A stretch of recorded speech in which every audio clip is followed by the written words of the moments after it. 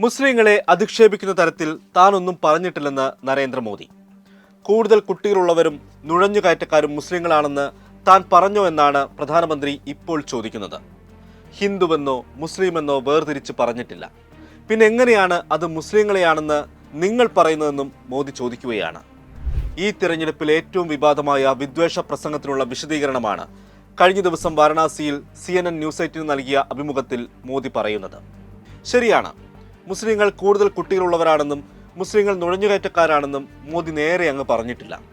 അത് ഓരോ വാചകങ്ങളായി നോക്കിയാൽ ഇങ്ങനെയാണ്. മുമ്പ് അവരുടെ സർക്കാരായിരുന്നപ്പോൾ അവർ പറഞ്ഞു,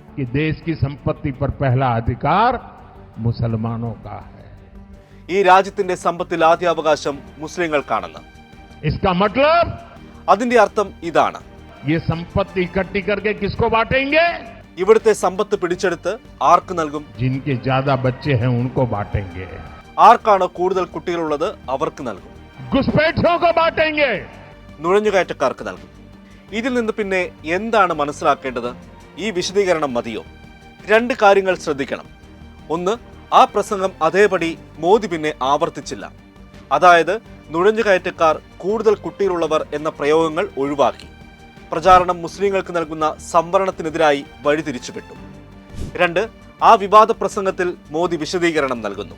ഒരു കണക്കിന് ചെറിയൊരു പിൻവലിയലാണത്. അതിനുള്ള ചില കാരണങ്ങൾ പറയാം. വിശ്വഗുരുവെന്നാണ് ലോകത്തിനു മുന്നിൽ മോദി അവതരിപ്പിക്കുന്നത്.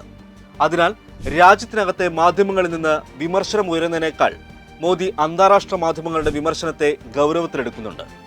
മോദി സർക്കാരിന്റെ കാലത്ത് സെൻസസ് പോലും നടത്തിയിട്ടില്ലെന്നും 150 വർഷത്തിനിടയിൽ ആദ്യമായാണ് ഇതെന്നും ഉൾപ്പെടെ വിമർശനം ആ മാധ്യമങ്ങളിൽ നിന്നുണ്ടായി.